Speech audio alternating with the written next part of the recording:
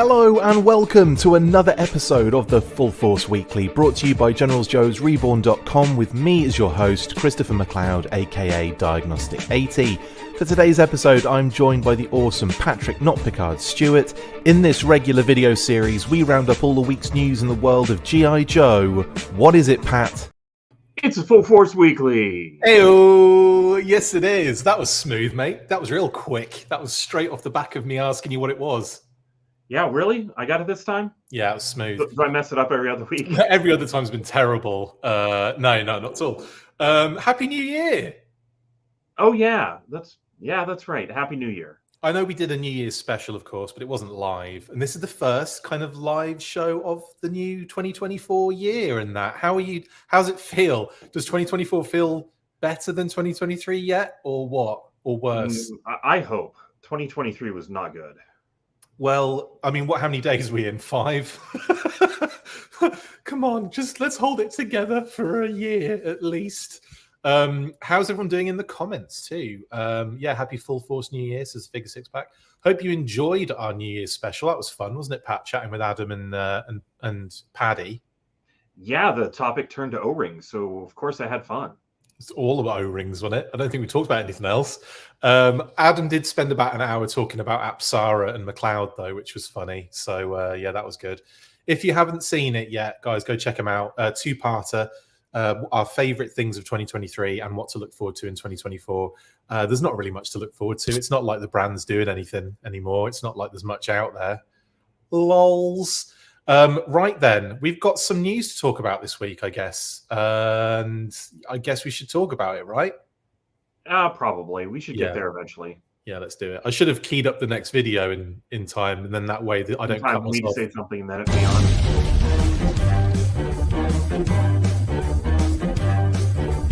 The comics news has really been very positive recently, and that continued with another sneak peek at Duke issue 2, as well as a ton of new and fun variant covers like this one from Ramon Villalobos. This trade dress special from Big Clutch is available for pre-order in the description below and features Stalker and Rock'n'Roll in their classified gear trying to stop a Duke and Clutch getaway. A Real American Hero 302 also got a reprinting, and we saw this awesome variant cover with art by Danny Earls and colours by Yao Canola of Snake Eyes infiltrating Cobra HQ. The new printing will be available on January 31st.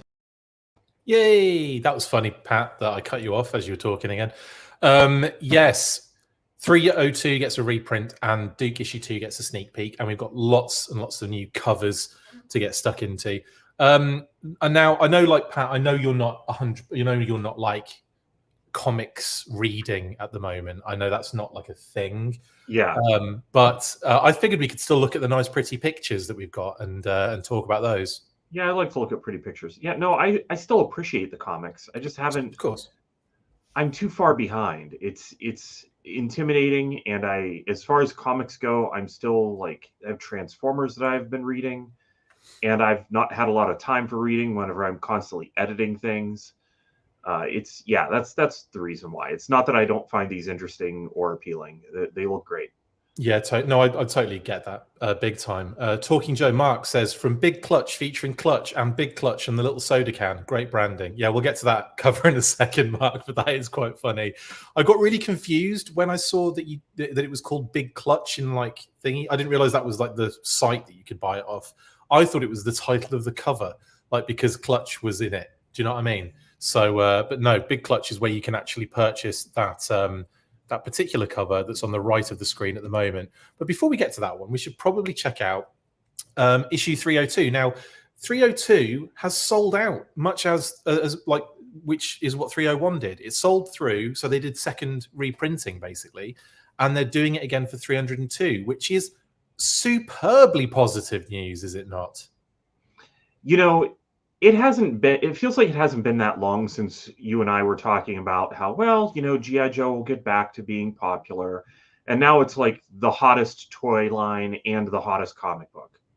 It's crazy. Like, I think SKYBOUND do it really well. Like, they've been promoting it really well. They've been like posting stuff on a daily basis. New covers they're always kind of doing and throwing out there. Now, I know that usually the first issues, you can kind of you can kind of the first issue's numbers are a little bit skewed, aren't they? Because I mean, for one thing, you've got multiple variant covers which they throw at you, like in that first major issue, and 301 had like over 20, I want to say. Correct me if I'm wrong, Mark. There might have been less than that, but let me know in the comments, mate. I know you're watching. But you know, like you've got the multiple covers, so like you've got collectors trying to get all those covers at the same time, so that obviously skews numbers a little bit. And then things like the fact that it's a #1 kind of jumping on point. So the fact that we're getting to 302 and we're still getting reprints, that is really positive. And like, not necessarily, I wouldn't say surprising, but you usually tend to get a big drop off after that first issue, don't you? Yeah, I think that's just to be expected for comics. That's just how things go. People try it out with issue #1, which is honestly kind of nice that people are interested to begin with. Yeah. But yeah, that is definitely traditionally how comics work. It's that there's a drop off after the first couple issues. We'll see how it's going into like issue 4 and 5. But I'm getting the feeling it's going to be going strong. Could you imagine if they have to keep reprinting until like issue 573 or something? That would be crazy, man. Yeah. I'd love that. I'd love to see the comics industry kind of like bump a little bit as well, because I know it's like I think the success is measured slightly differently now in the comics world. Like the industry's changed dramatically, but I'm just happy to see that G.I. Joe's kind of at the forefront of that. Yeah, these seem like people making comics for comics' sake. A lot of times comics seem to be, I don't know, in recent years, a testing ground for other media. Yeah. But these seem to be, like G.I. Joe has a great history within comics, and Skybound's happy to be having it right now. So I appreciate this. And, again, under the Skybound banner, Mark has mentioned here that Void Rivals has had multiple printings up to issue 5, which is absolutely phenomenal. Okay. And I will say, though, I've been blown away by that series. I've been really hooked, and I cannot wait till the next issue, like each time. So they're doing something really interesting with that. And like, it's funny because I thought it was going to be one of those things where, how in the past we've had sort of similar crossover scenarios where you kind of, there's another new thing that is related to the same universe, but isn't necessarily something that you have to pick up. And in this case with Void Rivals, I thought, I'm probably not going to be reading that. I might see the first issue to see what it's like, but, I'm probably not going to be bothering with it. And then I get the first issue. I'm like, oh no, this is awesome. The first issue was crazy good. And it had this tiny little like hint of a Transformer. Well, it was a major cameo, but it was in terms of the issue, it was small. And then it's been nice that it's in that Transformers universe, really, but it's definitely its own thing. And I'm surprised that it's actually doing so well as a brand new IP, sort of, in this kind of universe. But it's really cool. I definitely recommend checking that out, Pat, if you ever get an opportunity, because like I say, there are only 5 issues in, and it's definitely worth looking at. Is it an ongoing? Do they plan on keeping that going for a while? Yeah, I think the success of it is definitely putting it in that bracket now, but it is going to be ongoing. Yeah, I believe so. That's what it was. It was set out to be. I suppose they always set out for them to be ongoing, depending on the success of them, doesn't it? But yeah, it's really cool. And like, there's straight away there's a twist in it, and you're like, ooh, interesting. And yeah, it's just really good. And like you say, Transformers cameos left, right, and center now. It's well good. You got Quintessons in there. You got obviously you got the main one, which we saw the cover for a while back, which was Jetfire. So yeah, really, really cool. Thank you, Zartan, by the way, for the super chat. You haven't put anything in it, but we really appreciate it anyway. So thank you very much, Zartan, for the super chat. And if you did want to say something and couldn't get it in that particular message, just write it normally, and we'll read it out. Don't you worry. But thank you very much. That's very nice of you. Mr. Cheeseburger says, where can you order these? Now, this one won't be out until the 31st, Mr. Cheeseburger, but you should be able to order that from your local comic store, mycomicshop.com, wherever you get your comics, basically. And like I said, online, mycomicshop.com seems to be like a good one. And then for the variant covers and the difficult to find covers, you can find links on our Facebook page and Twitter of the kind of like links to like some of these covers and variant covers, which we'll talk about in a second on Duke. But yeah, really cool. So hopefully that answers that question for you. Jamie Lynn says, Pat, now would be a great time to jump onto the comics, at least in the Energon universe. You wouldn't have to kind of go nuts on a Real American Hero just yet, but Energon universe is, you know, minimal amounts of content so far. It's absolutely true. I really should. I need to just make a drive to the comic shop, pick up whatever they have, and get go nuts. Yeah, come out 20 grand down, trying to catch up on a Real American Hero. Mark said yes. 301 had 20-ish covers. My goodness. Dinah says Void Rivals is a really intriguing story, and it is, absolutely. Sorry, Pat, what were you going to say, mate? Well, 301 has added to its variant covers because of all the reprints, right? Correct, yeah. So, yeah, there's even more. So it's like 20 and counting. Probably, actually, yeah. Well, they'll probably do another one. I still wonder, is there a possibility we'll get a Page Punchers of that? Do you know what? That's a good point, because that obviously that is linked, isn't it? And we got an official press release that Hasbro brands are going to be done, you know, in kind of more detail with Page Punchers, and they've got like the whole deal and everything. And there was a press release, an official one, following the kind of like rough potato can image reveal of the mock-ups. But they didn't really go into detail, I don't think, as to what they were going to do with each particular brand. But it does kind of hint that they might do G.I. Joe at that larger scale, Pat. Would you think that's something they would bother with, or do you still think they'd be more likely to do the smaller scale figures? Wait, there's a larger scale Page Punchers? I'm confused. Yeah, they have them like, I want to say, is it 7 inches, guys? Let me know in the comments. They do like the tiny little 3-inch jobbers, or 2 and a bit inch, or whatever size they are. They're little anyway. And they do a Page Puncher kind of other version that's like a much bigger scaled figure. I don't know. I saw the DC Page Punchers on clearance at Walmart this week for $3, and I just thought, well, I know if those were G.I. Joe, I'd be buying every single one that I didn't have. But yeah, I'll try them out whenever they come out. But yeah, I just think that 301 still has possibility for future reprints still. I'd be really cool if they did a 301 with Skybound and with Page Punchers, and then did like some sort of, you know, little pack. Because at the moment, I think we've seen what Crimson Guard and Cobra Commander as a mock-up, and Roadblock and Duke, I want to say, were the other two, weren't they? I think, was it Duke and Snake Eyes? Was it Roadblock? Was it Roadblock and Snake Eyes, or Duke and Snake Eyes? I can't remember, guys. Duke. I remember talking about Duke. I don't remember who the other character was. It might be Snake Eyes, guys. Well, I've completely forgotten. It's been months ago that my mind is as if Snake Eyes and Cobra Commander looked like maybe they shared parts. Maybe that is the case. Yeah, it was definitely Crimson Guard and Cobra Commander on one, and it was definitely Duke. Yeah, there were mock-ups for sure. Yeah, but anyway. 302 reprinting. The cover is by Danny Earls, by the way, and the colors by Yao Canola, and it is quite a nice little cover, actually. I do like that. Snake Eyes kind of infiltrating a Cobra HQ there.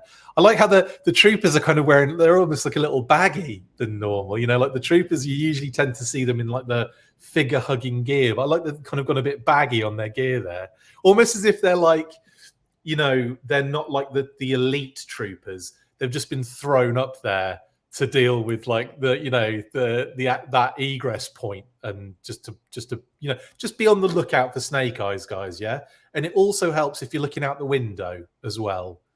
Yeah, one of you could be looking in another direction. Well, exactly. I don't think they expect. I suppose if he was just gazing out the window, he might get in trouble. Yeah, I don't think there's too much strictness going on there with their gear. Anyway, they're hilariously baggy. No one's actually said anything yet as to whether it was. Everyone's forgotten who those Paid Puncher mock-ups were. But anyway, that is another chat for another time for sure. So 302, very excited for that. End of February, basically, that should be out. End of January, sorry, that should be out. And again, you'll have to, like I say, go to mycomicshop.com or your local comic book store and get them to order that for you. Right. Next, Duke issue 2. Now we've got we've got about 6, I want to say, covers to check out here. So the first one on the left hand side there is by Tom Riley, who is doing a lot of the kind of main I believe for some, a lot of covers he's been doing. Tom Riley actually, I think, did some classified artwork as well, but I can't remember which one it was. Do you remember which one it was Tom Riley did? No, I don't remember. I'm sure he did, but then again, I could be getting confused. But anyway, yeah, Tom Riley is definitely going to be working on the. In fact, I think he's doing the main artwork as well, but that's his cover. And then cover B to the right of that one in the kind of really like high intensity. I don't know, like a cool. I've never really seen a cover like that before, where they're driving in that kind of position. It's kind of, I really am digging it, and that is Ricardo Lopez Ortiz. What do you think of these covers first, Pat, before we move on? Anytime there are variant covers, I can't help but think about which one that I would which one you'd get default to. Yeah. And I almost want to default to like the main cover, but anymore, I'm not really sure that there is such a thing always, is there? Because these are just like these are both for general shops. It's not like one of them is an exclusive. Is it? Yeah, the one on the, I believe they're all just like cover, was it like A, B, C, D, etc., etc. So they're not like, they're going to be ones that you can, like the comic store a lot of the times can sometimes pick and choose, but for the most part they'll just get one of those covers, and then you get the variant exclusives and the variants, what they call the store exclusives, the con exclusives, all that kind of stuff, the trade dress exclusives. Yeah, I'm kind of gravitating toward the B cover myself. Yeah, it's nice, isn't it? It's really cool, and like, again, like dynamic as hell, and yeah, that's a beauty. I do like that one. And that's not a knock on the other one, because I like the other one, and honestly, I'd feel a little bit like I missed out on those having images of those other characters. Yeah, there's kind of like beefy, like dudes holding him hostage kind of thing. Yeah, it's pretty. Yeah, both of those are really good actually. The absolute bangers, those two. Tom Riley, sorry, Mark, I was confused. Yeah, I don't think he has done classified art. I think there's another Riley, possibly. I think that's what I'm getting confused with. But he's definitely doing main art in the book as well, and it's really good. So Duke is great, man. Like the sneak peek of this issue, you can check it out on our Facebook page. There's a little video of it from the Skybound that we've shared. It looks so good. And Clutch is going to be involved, and obviously Stalker and Rock and Roll are going to be involved. We're going to see them in a second on covers. It looks awesome. So yeah, I'm really excited for this one. And then we've got these. Now these two, Mark, you can obviously correct me when I'm wrong on these ones, but I believe the one on the left is a 110 copy incentive, and that is by Tyler Boss and Jason Wordy. And I believe this one's going to be a connecting cover, so it probably will connect with issue 3 of a similar issue that'll similar cover. And correct me if I'm wrong on that one, Mark, please, but I think that's the case. And that's kind of like the one on the left there that looks like they're at a junkyard, but they're doing some sort of like rally kind of thing, and those kind of like what they call those kind of crash rally things. You're thinking of a demolition derby, but that's what I'm thinking of. That's what it looks like. Maybe demolition derbies usually look a little more like chaos, and this looks like there's a track. Oh, okay. I see what you mean. It looks like more of a race. A demolition derby is let's all wreck each other, but there are definitely races where they do smash into each other, and I thought that was called. Well, they start off kind of going in a circle, but then it just goes crazy. That's what this is. This is just the start of that demolition derby, Pat. But it's an interesting one. Obviously it's going to make some sense, I would imagine, to the actual storyline. But the only thing I would say about it is that it's a little bit far removed from our characters, so it's hard to really see it as a G.I. Joe cover. Do you know what I mean? Yeah, I do know what you mean. It doesn't call out G.I. Joe to me, but I mean, that's most definitely story related. I'm kind of okay that some of this stuff is not trying to be as broadly or iconically GI Joe as possible. Like if it actually is showing some character to the book inside, I'm good with that. Ryan Costello's made a good point here, and I was just about to say that, Ryan. I'll get back to that comment in a second. But Mark says the connecting cover is across all 5 issues. He has posted on social media the 1 and 2 combined. Wicked, thanks, Mark. I have not seen that. I will definitely have to check that out. I'll have a look after the show and probably repost that later. But thanks very much, dude. I do appreciate the help with the comic stuff, because obviously the details just pass me by sometimes. Zartan, you didn't have to do another one, mate, but we very much appreciate it. Thank you very much for the super chat. Pat, make time for Duke #1. I never thought I would be interested in Duke, but the first issue is starting good story in a new universe. You honestly, dude, thank you so much for the super chat. Really appreciate it. I know that I can't make it out to the comic store on Sunday.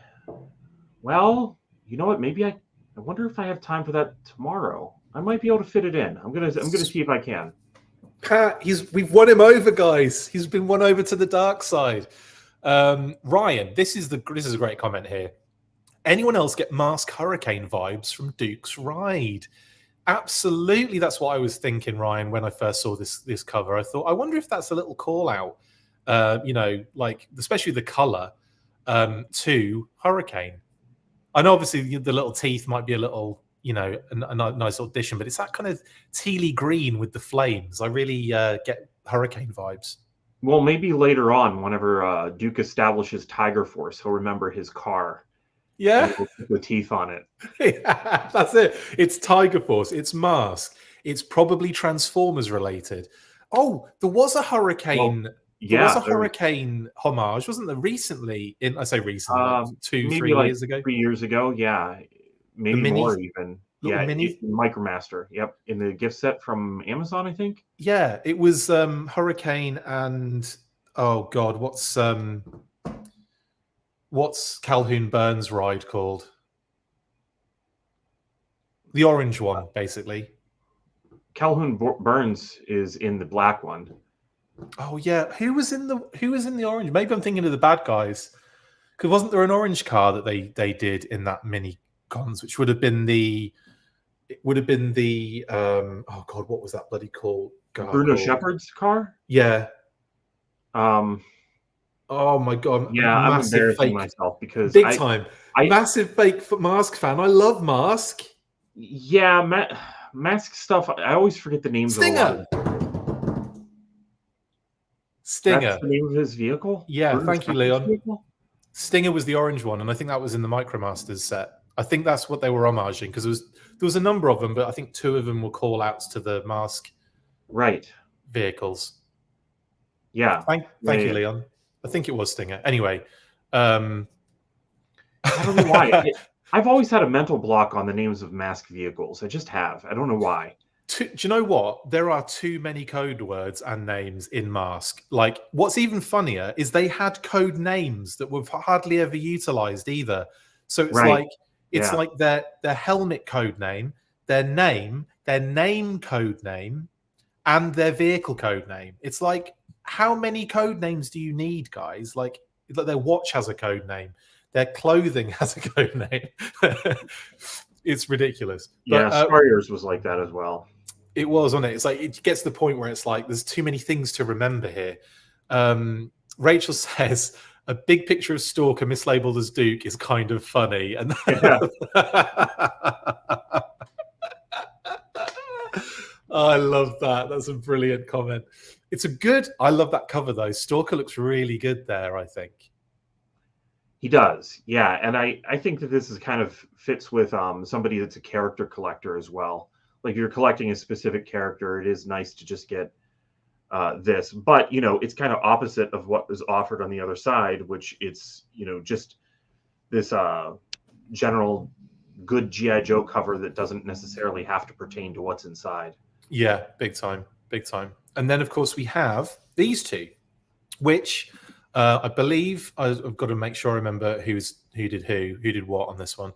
Oh, I didn't say. Sorry, I missed one out. If we go back, that one of Stalker is by. Hang on, bear with me 2 seconds while I go back. The one of Stalker is by AKO, I believe it's pronounced, or AKO, and that is a 125 copy incentive. So that is by AKO. And then finally, we got these two issues, which these two here, which are by Nick Dragota on the left.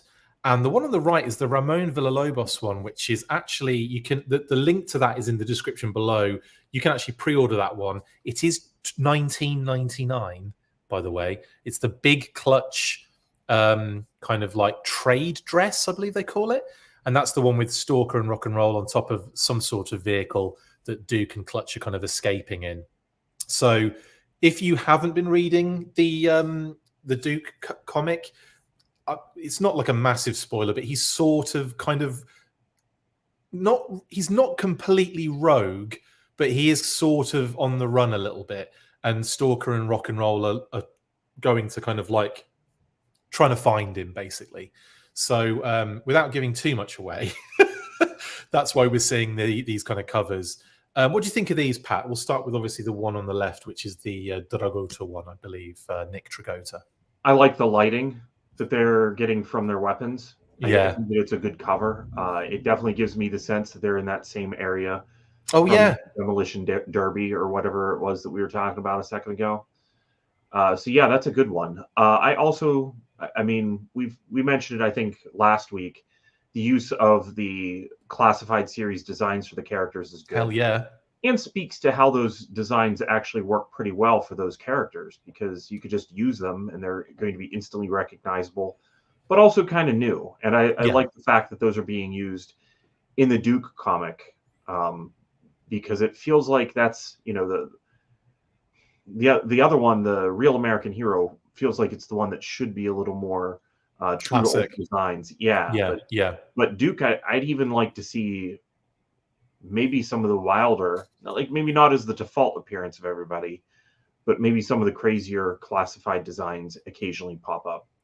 It'd be cool to see, like, in a Real American Hero, to see like character like Shadow Tracker, for example, not necessarily in his classified design, but maybe in his Pursuit of Cobra design in a Real American Hero, so that you can get that character finally in the, you know, on the pages kind of thing.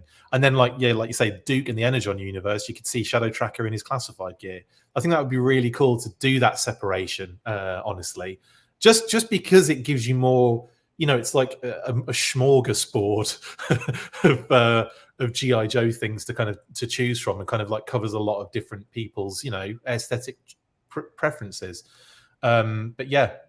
Rock and Roll looks like he's seen some things, says Leon. Yeah, that one on the left, they are like intense on that cover. I like how there's definitely a more comical vibe on the Ramon Villalobos issue, where they're kind of like, you know, I mean, how is Rock and Roll even in that position is what I want to know. How has he managed to stay calm, cool, and in a kneeling, comfortable position, not using his hands, while that car is in midair? Yeah, it definitely seems like it's a style choice. There's not like a dramatic sense of motion on this cover. Even Duke looks like he could just be kind of falling out of the car. Yeah, and it's a little weird that probably the cars should be showing, you know, forward motion, while the door of it is not. Kind of being bent backward to demonstrate that. It's kind of going forward as well, which isn't usually how comics portray motion. If you zoom out, it's just crash landed on like a pile of crap, and that's why Rock and Roll is sitting there comfortably. No, I don't mean in real life. I mean, if you were to zoom out, you can't zoom out. I'm talking metaphorically, Pat. Like if you, I'm jokingly saying, if you zoom out, you would see that the car is stuck on a pile of crap rather than like, you know, actually in midair. Because that would make us tripped. Is that yeah? And Stalker's just fallen over while he's trying to get to them. Yeah, it's interesting. It's interesting. I'd like to see what that story's all about, and if that kind of does play out in the actual comic a little bit. Maybe we can get a bit more, what's the word, context for that one. But that is hilarious. Diana says maybe the car is reversing? ? Could be. Yeah, I just don't know what's going on with the back end of the car, or even how much of a back end there is to this car. Because if it's like the G.I. Joe hammer or something like that, there's a whole lot back there. Yeah. So maybe it is just resting on something, and this is just the very end of it that we're looking at. I'd laugh if it is just on a pile of crap. Then even the glass is just dropping straight down. Yeah. Which isn't giving me the sense that it's going forward. No, it's interesting, and I'd like to know more about it, honestly. But yeah, that is hilarious. And then that hook is just kind of looping around, like it's a snake. It's so funny, amazing. Anyway, yes, link. Like I said, link is in the description for that particular comic cover, which you can pre-order right now. For $19.99 at Big Clutch. That's one on the right-hand side. I can't remember if there's any more on this particular story, Pat. Are we done now? That's it. That's everything. Thank you. That's why you're here. You let me know. You cut me off as in the middle of me talking. You didn't this time. It's so true. If I was any good at that, I'd have done it. Super 7 started shipping their third wave of G.I. Joe Ultimates late last week. The wave features Scarlet, Doc, Storm Shadow and the Cobra Trooper, and should start showing up in mailboxes very soon. As well as that news, a number of new listings were found courtesy of Darren Marshall in the Target internal system, including a Fatal Fluffy listing, which we currently don't know if it's Reaction or O-Ring yet, and 2 listings under the titles Joe Master and Cobra Master, again, either Reaction or O-Ring. Hopefully we will get more information soon, but let the speculation begin. Yes, so let's start with Fultimates Wave 3. Now, I'll start with the listings first because I'm an idiot and I don't remember what I put first. Start with the listings first then, Pat, your favourite thing ever. Although we are getting a bit more information. It's not like we're getting code words on this one necessarily. But what we unfortunately are not aware of is whether these are O-Ring or Reaction.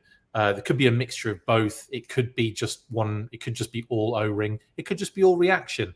But what do you think about a Fatal Fluffy in either of those particular areas? Good question. I almost think a Fatal Fluffy done in the vintage style would be maybe something like the Mega Monsters. I have to agree wholeheartedly on that one. Yeah, but to get it to look like a Fatal Fluffy that's immediately recognizable, it's also going to be very animated looking. Yeah. And so maybe the best way to get this out and for it to sell is to just make it be a Reaction figure. But that's true, yeah. But I don't know. I could also see it being a little bit better than that, and maybe I wonder how it would compare to the size of Raymar. That's a good point, isn't it? Because we don't know what Raymar's going to look like, but we've got an idea that he's probably just going to be a larger scale O-ring sort of vibe with like the O-ring rivets and so on and so forth. Yeah. But with the Fatal Fluffy, would it be like if they did an O-ring one like Raymar, would it be the same kind of size, the same kind of structural design? That's a good point. Like I think on the lines of your thinking about Reaction, I think you could get away with a Fatal Fluffy being in Reaction and being able to be utilized with both sets of figures, sort of. Do you know what I mean? I think you're right on that one. I think it works for both. There's no reason to do a Fatal Fluffy in the Reaction and in the O-ring line.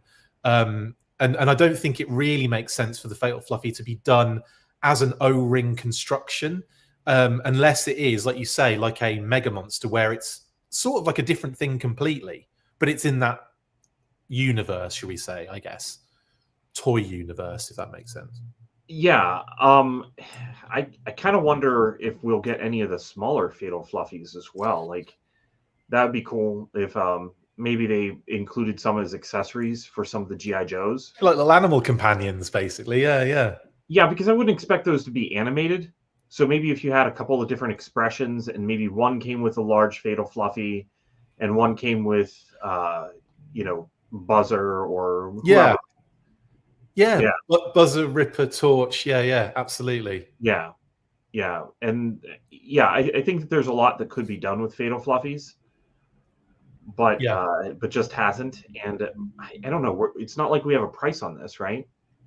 No, we don't have a price on the Fatal Fluffy, but we do have. I suppose the next ones to kind of chat about are the Masters, which is effectively a all-encompassing term for a line of figures in a sense. So, G.I. Joe Super 7 Joe Master would just be the description of the wave of the G.I. Joe related figures of either Reaction or O-Ring at $20.49 each. And the same goes for the Cobra Master. It's a master listing, I guess, is what you describe it as. That just is effectively a price point more than an actual listing, if that makes sense as well. So effectively, we're looking either there, Pat, at Reaction or O-Ring pricing. $20.49. Is that something that makes you happy if it was to be O-Ring? Yeah, I mean that's them delivering what was kind of expected. I don't know if there were master listings for the Reaction line, but man, if you ever scan them or buy some Reaction figures from Target, they're all kind of all over the place. And I think that it's just because of when that particular wave shipped. Yeah. And then there are remnants of several waves, but it's like you'll scan them in and one will be 17, one will be 19, one will be 2049. They don't make a lot of sense. And so I wonder if they're just trying to have this master listing so they can kind of control that price a little bit better, because I don't know if they had that in there before. Do you think? I don't think the Fatal Fluffy. I think we're pretty certain that it is either Reaction or O-Ring based on how it was scanned and where it was found, and like through the process that it was found on the internal system. But I was just thinking how interesting it would be to make a Super Cyborg Fatal Fluffy. But I don't know how it could be pretty gross, because if you took like the panel off it, you'd be looking inside it, which would be kind of messed up. But they're not robotic. They haven't done it for. Have they done it for like Godzilla and stuff? I know they've done like a robot god, a Mecha Godzilla, I think, but I'm not sure if they did a Super Cyborg one. I don't know. I don't know. That's a good question. So I guess the other thing, the other thing it isn't, we know for sure, is an Ultimate, right? Which again would be pretty big, wouldn't it? They'd have to probably make that one quite large. Yeah, even if it was the same scale, the same size as the Ultimates, I feel like that would be a little bit big. I feel like that'd be obviously too small to go with the Ultimates, but and too big for 3 3/4. Yeah, because they're about like 8 or 9 feet tall, I think, when they're in the cartoon. Because you've got like Dusty and Mutt, who are like, in the region of about 6 foot something, maybe 6 foot. And then you've got the Fatal Fluffies that's like whipping them, and they're a good, like, say 2 feet taller. So probably about 8 feet to scale. Yeah. So do you think there's a possibility it's like on the same buck or the same scale as Raymar? Do you think that's a possibility? If it was O-Ring, I think so. If it was Reaction, they're kind of free to do what they want with Reaction in terms of mold, aren't they? Because it's a lot easier to kind of construct. It's just a little bigger. I suppose there's also just the possibility that this is meant to go with either O-Ring or Reaction. Absolutely. And maybe it's just an articulated figure that will have a bit more articulation anyway. Absolutely. You know what would be really cool? If it was Reaction, if it was done up like the Wampa. Oh, nice. Yeah. Definitely. I'd like to see. So I'd like to. What would the arm come off? I'd like to see them. If they like, I always expected if they did Fatal Fluffies for it to be in like a set, where you could get multiples of the little ones, multiples of the big ones. Where they've done like the Reaction sets with the Pyramid of Darkness. The Terracotta Warriors and the skeleton glow in the dark skeleton guys. that would make sense to me, like as a set, and I think people would be like all over it, even if it was reaction, because then again, like I think what you're saying is that yes, it's going to work. The small ones and the big ones will work with whatever you have, because they will be a different, technically, just like you say, an articulated figure, or a little, just like a little cute animal companion. So I don't know. It would help if we had a price point, but then would it? Because then we'd be going, I don't know, this is reaction or O-ring pricing. Not a clue. But yeah. I guess we're just gonna have to wait and see on this one, unfortunately. But anyway, only on the full force where we can talk about Fatal Fluffy for 20 minutes, says Luke. Yeah, not just that, but what is it? 40 minutes in, Pat. Oh my God, are you serious? Yeah. I have much time left. We do have to a hard stop at 2, so I'm going to move through this a little bit quicker. Do we have anything else in there? Oh yeah, we got Ultimates, haven't we? No, we haven't. Ultimates Wave 3 is shipping, guys. Go be excited for that. That's all I think we need to really talk about. Now, I don't think they've started showing up yet. I really don't think they've started showing up, because I know they've started shipping, but I don't think they've actually landed anywhere. I ordered them, but I don't remember from where, so I'll find out. I know Justin got his shipping notification 2 days ago, I think, so that's awesome. Anyway, that's Super 7. We'll have more information about that very soon, hopefully. But we're going to quickly move on to Classified and try and speed up a little bit, McLeod. Not only were there Super 7 listings in that target system, but we also had a number of known and still unknown Classified series listings show up as well. They included Retro Recondo, Retro Scarlet, Retro Beachhead, Retro Snow Serpent, Retro Duke, Retro Azrael, who we still don't know, and Retro Casey, who we know to be Cobra Commander, but the standout was actually the fact that they had both the Retro Cobra Eel and Retro Oki as separate figures. Now on previous episodes we had assumed that Oki was the eel, as we hadn't had a listing for the Cobra Eel despite knowing he was coming, thanks to a Hasbro name only reveal. This means we can expect another figure in that Oki listing's place. We are aware of one more figure in the line plan for Retro, but we have to wait until they are name dropped on a Hasbro event or officially revealed before we can make them known. Either way, we don't know for sure if they are Oki anyway, but I'm sure we will find out soon. That's the only spreadsheet update, but it should also be known that Target have added the 60th Action Soldier, Action Sailor, and one of the other unknown listings, Ready DLX, which we know to be another 60th edition. No sign of the second rough figure in that wave, but I'm sure they will show up sooner rather than later. As well as a few listings, we also had Lenny posting more of his input designs for Scrap Iron and his drone, the Trouble Bubble, and the Baroness. Keep them coming, Lenny. Yes, indeed. That was the longest video ever as well, wasn't it, Pat? So yeah. We have listings. Now, the main things to kind of get from this, we've already discussed a lot of these listings. They're not new to us or the fandom necessarily. They're just new to the target system.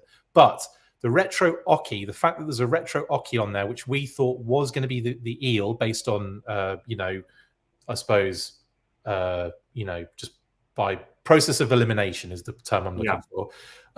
It turns out that there is another character that we know is coming. We can't say anything yet, but it will be, I suppose they'll either name announce it or reveal it officially at some point soon.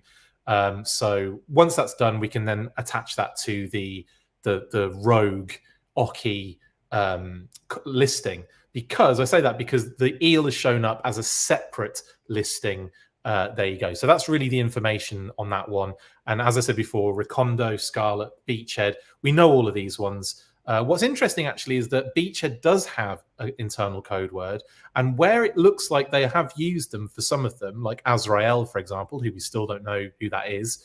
Like Duke was only known as, I think actually no, Duke was Papa. So it's interesting they haven't used his internal code word there.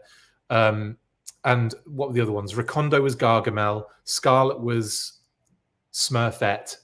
Beachhead was Brainy. So they do. Some of them do have multiples. So they'll have a listing with their actual code word, and they'll have a listing with their actual code name, which is real fun for you, isn't it, Pat? That really gets you going. Yeah, yeah. No, it seems like they really want me to buy these. That's why they're actually giving them their real names. Yeah. But he's 5075, and since these others are not 5075, that means that Aki is not one of the other listings. Yeah, that's correct. So they've got different numbers as well. So that, yeah, that's what, yeah, 087265075. And if you look at the eel, 087263291. So they're definitely different listings. That means that Oki will be a different figure. Oki and Azrael at the moment are unknown to, well, Azrael is unknown to us, but we know who, well, again, process of elimination, we'll probably know who Oki is. But we can't reveal that until Hasbro do, so we will have to wait. Now, we also know that Retro Casey is Cobra Commander. That has been confirmed. And the Recon Diver, Infantry Soldier. And what's interesting is Ready DLX down at the bottom there. Now, you might have been easily confused to think that was just a standard deluxe figure, but no, it just relates to the 60th anniversary being a deluxe price point. And Rough and Ready are the other two that we've revealed as code words, but we don't know the actual what they actually are at the moment. So it's sorry, mate, go on. But you're saying they're 60th. Yes, Ready. That Ready DLX is a 60th release, the same as Infantry Soldier and Recon Diver. Okay, above it, even though it's slightly worded differently and has the DLX in there, because it doesn't usually have DLX. It will usually say 60 Ready or 60 Rough and so on and so forth. So it's interesting that even the code words get changed for retailers. It's hella confusing, is it not? Very confusing, yes. It makes you want to just stop collecting things altogether. So there's the confirmation that the eel and Oki are two completely different things.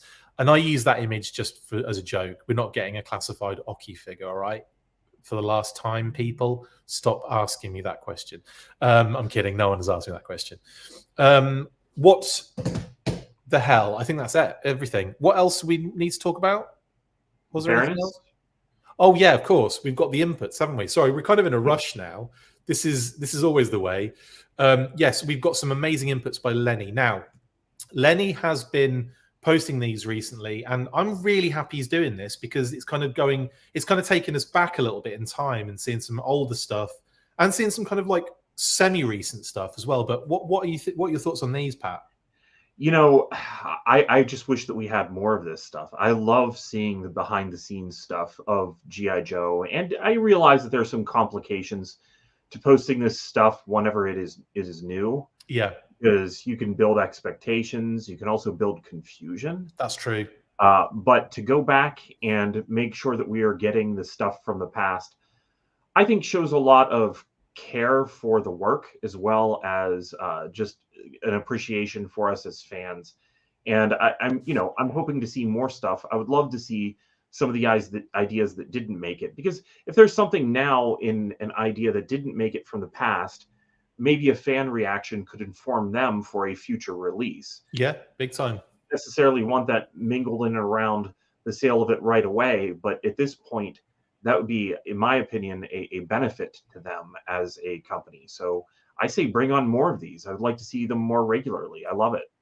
Yeah, absolutely. And I kind of like this one as well because he has like a little reference there of scales added to the texture of her actual kind of costume and everything, which is really cool. And he actually does have a little thing to kind of a little, a bit of a blurb to go with it. He said, everyone seems to be enjoying the design input posts. So I went and dug up the Baroness input. I think I did this one like 5 years ago, maybe even more. Needless to say, she was an honor to bring into the classified line. With her design, my goal was to texture changes, hence the scale pattern on her cat suit. Not only does it add texture, I imagine that it sort of acts like Kevlar or bulletproofing. She is also a fashionista, so she is tactical with style. Speaking of high fashion, that is where the idea for the snake details come into play. I wanted her gear to feel personalized and expensive, hence the snake details on the glasses and shoulder pads. Again, a huge thank you to everyone for supporting the brand over the years. Thank you. #tastic. Pat, it is nice, isn't it, when a designer goes into the kind of details that Lenny does here. In terms of what they're not just knocking something up and putting it out there. A lot of thought has gone into each little detail that has been added to the figure. Yeah, whenever I look at some of the vintage figures, it's like, well, there's a gizmo on his left leg. What is that? And you know that they had something in mind whenever they were creating that. And a lot of that, I think, is just lost to memory or lost Yeah. to time. And I've often wanted like a visual dictionary, like those DK books, where they call out each item. And if you can get that on the current line in any fashion, I think this is good for just being able to look back at things and see what they were about. Because we're collecting these as ourselves, but undoubtedly there are some kids that right now this is their GI Joe, and I think that maybe they'll have a greater appreciation for it later on, and we'll be coming across stuff like this When they set up their own podcasts and talk Yes. about all this stuff. Hopefully, wouldn't that be awesome? And then they like referencing our crap weeklies where we're like stumbling all over the place, right? That'd be funny as hell, actually. Yeah, bring it on. Anyway, future people. Next up, we have the Trouble Booble. It's nice to see this one, actually. But again, it's very, very close to the original design. But I must admit, in hand, I love this vehicle so much. It's so much fun. Oh, yeah. Yeah, this one is nice to see. But I like this one. I did end up buying it just because it was too tempting. I didn't really want to get into classified vehicles so heavily, to be honest. But how's that going for you? Yeah, I know. There's a ton of them already. Don't buy a HISS tank and say you're not going to get into the vehicles. Well, there's no way I wasn't buying the HISS tank. I'll buy the HISS tank at almost any scale. That's amazing, man. Like, I can't. That's so funny, though. It's so true. Adam's the same. He was saying, like, I don't get vehicles for the 4-inch line, let alone for the 6-inch line. And there he is with a friggin' HISS tank. And amazing stuff. I do love the seatbelt they added to this one. And there's a lot more intricate details that you really are going to see more on the actual vehicle in hand than you are from this input, because it's a little bit of a distance away on this one, but still really cool. Anyway, Lenny said, here is another non-figure input, this time for the Cobra Flight Pod, aka the Trouble Bubble. This extremely iconic vehicle was a blast to work on and bring to life in 1/12 scale. It was super fun to add all sorts of flight gauges and gobbledygook to the cockpit. I was thinking that before they took off, they would set all sorts of parameters as well as coordinates, then take off into the big blue. I also felt this thing needed a nice seat and seat belt. One detail you will notice that is different from the final release, interesting, I didn't read this all the way, is the blaster laser cannon on the bottom. In my initial input above, it was well boring, so during the sculpt phase, I redrew it. I'll have to dig up those drawings and share them at another time. When we rethink details at that phase, the drawings can be rough and quick, so it's probably floating in my computer without a file name. Cobra! I have to read the entire thing. I didn't even notice. So yeah, it is. Yeah, he's definitely done way more with that gun on the final. I didn't even notice that part, but the gun on the bottom is way more detailed on the actual vehicle. Nice. That's great. Awesome. Finally, well, not finally, there are a couple of things here. We've got Scrap Iron. Again, nice little figure input here. Good shots of the kind of like the head as well. So you can get the idea of what he wanted to do with this particular design. And again, it looks like they went into a bit more detail probably in the actual sculpt phase a little bit. Yeah, I can believe that. I haven't actually compared these to the actual figures. No, I haven't, but it does look like there might be a little bit more going on the actual figure, but he might even say here. Scrap Iron, he was a super fun one to design, especially his head. As you can see in the input, my first intention was as to only go with some scars, nicks, and scratches. There you go. Then during the sculpt process, I felt we needed to push it. That's where the idea popped up to burn the entirety of the one side of his face. He is a weapons designer after all, and since he works for Cobra, was bound to get hurt in the process. I also love when designs are layered, so with this helmet on, he looks awesome and menacing, but when you take it off, reveals the burnt face and starts to reveal his story a bit. Also, Corey Cantalupe did an amazing job working out the burns and damage to his eye that comes across so real. Brilliant stuff. And a nice shout out for Corey there too. Yeah, people tend to think that was new to this figure. I've seen people post that several times, and it's like, no, this wasn't new.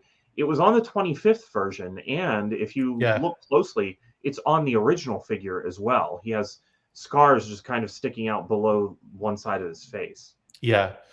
He's definitely, I mean, that the 25th one, had a removable helmet as well, didn't it? And it had like Had scars. removable visor. Just the visor was removed. Visor, yeah, but you could see Yeah. like the face was pretty prominent, wasn't it? There were a lot of scars on there too.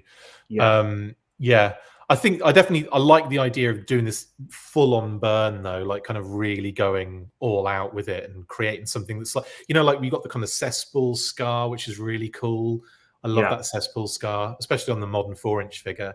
But to have something that's a little bit more specific to this character rather than just like because how many scars have we got in the classified series? I think everyone's got them. Timber's got it. Duke's got one. Flint's got. I think Lady J might have one. It was getting to be a bit excessive, to be honest. So it's nice that we can kind of differentiate Scrap Iron a bit from that with a bit more gore on his head, which was really cool. Anyway, then we've got the drone, which is crazy. I still can't believe they went with this and did all of this intricate stuff with it because. Again, he says in the comments here, in the blurb, from the start, I knew we had to do something with the tripod design from the original. Although the tripod was a good mount for the rocket launches, I felt this thing needed to be more mobile. It also needed a more meaty base for when the rockets blast off. My first thought was to make the tripod into legs like a walker, but I felt that was a little too sci-fi for this release. Treads, however, felt just right. It gives the anti-armored drone a rugged look and insinuates that it can go over most terrains. Also, the coupling between the treads and the rocket launcher body provided the opportunity for us to add a ball joint, allowing for some articulation. This was a fun one to design. Huge thank you to everyone who supports the brand and enjoys our work. It's interesting they went through that thought process, actually, because I would have I think in my head, I would have gone with a tripod that moved like legs. And I like his thought process was like, oh, that's a little bit too sci-fi. This is kind of grounds it a little bit more. And that feels probably does actually feel a little bit more like classified, doesn't it? Yeah, it does. The 25th one went with it being able to double as a backpack or to fit on the legs. Light. Well, it is a little odd that, the Scrap Iron has to have his drive around, but then Metalhead just gets to kind of wear a whole bunch of them. It definitely is a sign of how things changed. But they should, you know what they should have done? They should have made Metalhead a transformer, and he could have been Scrap Iron's Micromaster or whatever it would be. You transform into his weapon, basically, and then I don't know what you're talking about. Scrap Iron has Metalhead transforms into Scrap Iron's drone, and then transforms into Metalhead, and he's got all the gear. I see what you're saying. Yeah, sure. Why not? I didn't explain it correctly. Also, it was tongue in cheek because I really don't expect Metalhead to transform, despite the name. Well, there could be a transformer that transforms into this thing at this point. I mean, that almost makes sense in the crossover world. Hell yeah. And we are talking Energon and also Dark Energon and stuff like that. So yeah, absolutely. Anyway, Pat, we've made it with a minute to go for shout outs. Nice. Pat was like I'm telling everyone, Pat was like at the beginning, he's like, because you have to finish early, you should definitely aim for 45 minutes. And I've not aimed for that at all, have I? I've missed that completely. Anyway, that's all our classified updates. Let's get into shout-outs. Boom. Have you tried Hoarder yet? No? Well, you need to. If you have a collection of things and want to create a fun and easy way of organising it and, of course, showing it off, then get involved. You can post items and build collections, and you can drop a status like getting a fun delivery or seeing some awesome related stuff on your travels. Build your collections with Hoarder. The app is free to download on Google Play and the App Store, so what are you waiting for? Get to hoarding.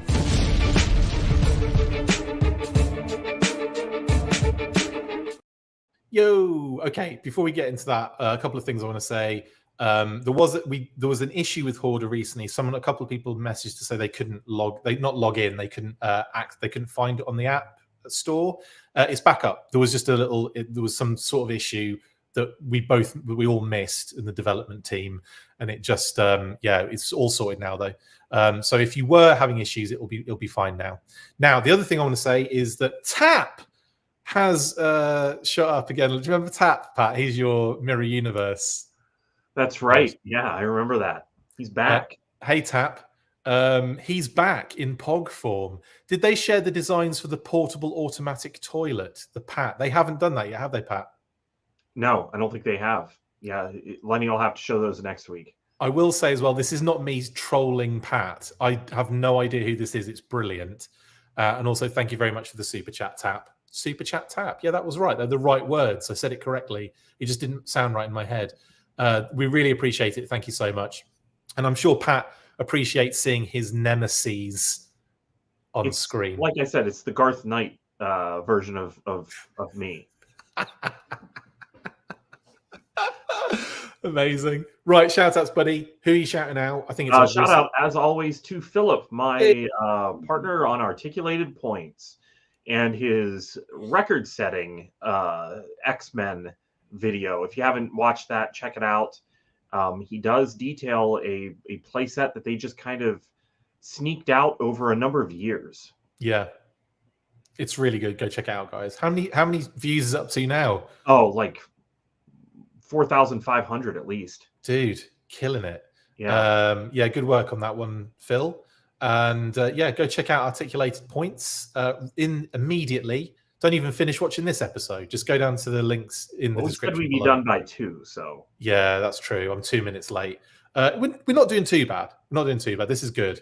I'm still happy with the progress that we've made today. Right, shout outs to Kate, my lovely wife, and of course Phoebes, who's not in shot. She's in that yard that we're standing in, but she was probably doing a poo at that moment in time. Anyway, shout out to those lovely creatures. And of course, shout out to the UK and US fams. We saw the US fam recently, drove out to Missouri, Pat. That was fun. Stopped off in Ohio, stayed with Roma Collectibles, Aaron Dietrich, and Sarah. That was fun. And Kiwi.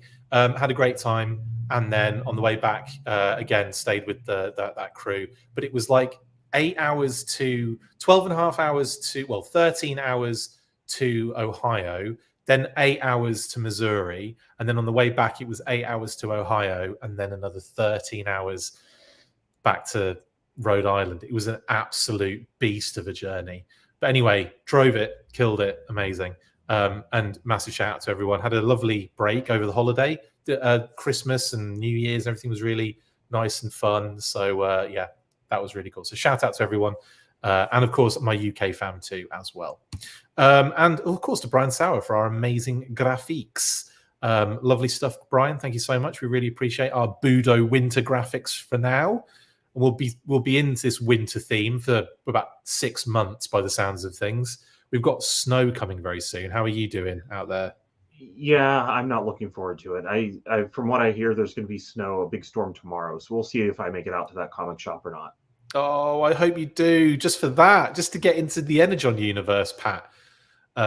Anyway, yeah, or Tap. No, you're Pat. Sorry, Tap's the other guy.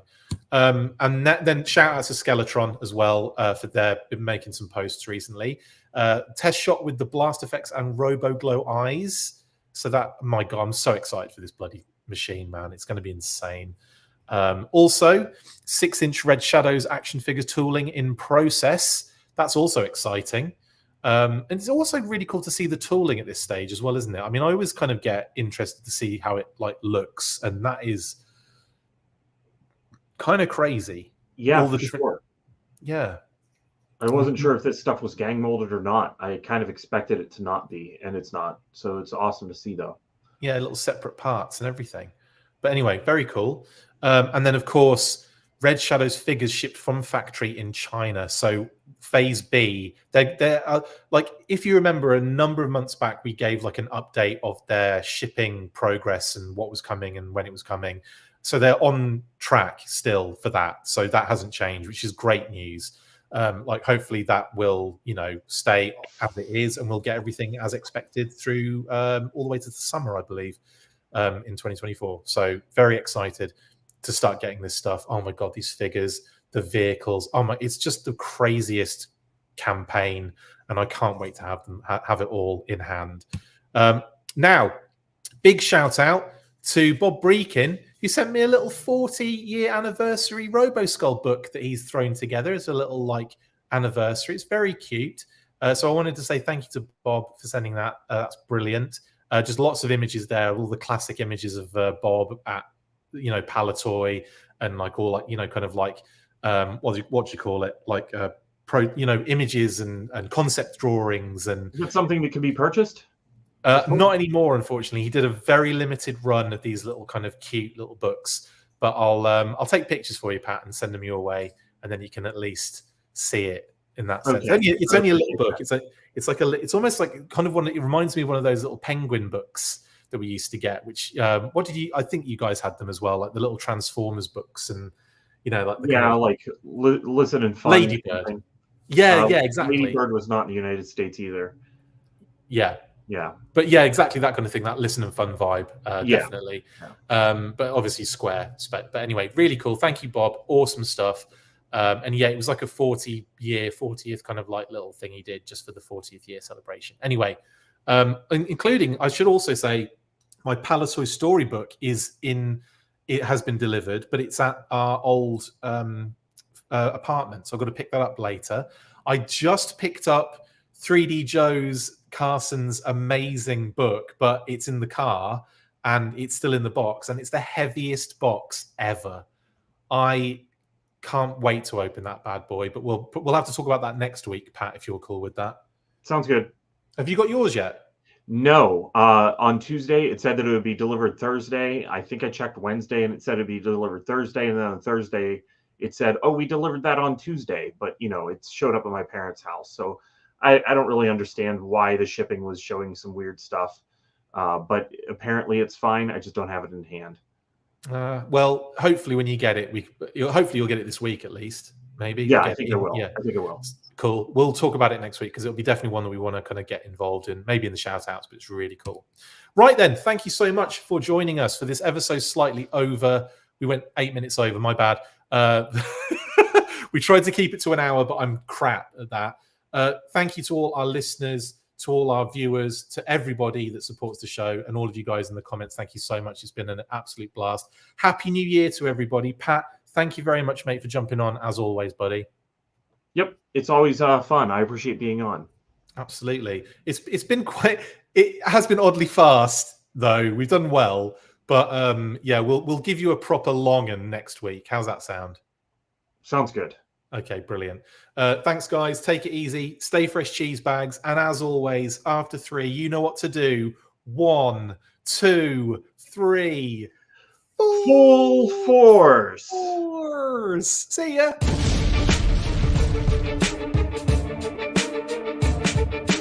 Make sure you get involved with the discussion by liking, sharing and commenting on these videos, and as always you can keep up with the show after listening by following on X, formerly Twitter, @TheFullForce, liking the Facebook page, facebook.com/TheFullForce. We've also added a brand new Instagram, so check us out there as well @TheFullForce Podcast, and if you would like to contact the show you can message us on any of those platforms with feedback and questions. We also have a Patreon page, so if you want to show your support for the show, see your name up in lights on these videos, or enjoy exclusive bonus content, then check out patreon.com/TheFullForce Podcast, or click on the link on any of the posts this podcast appears in. Full Force.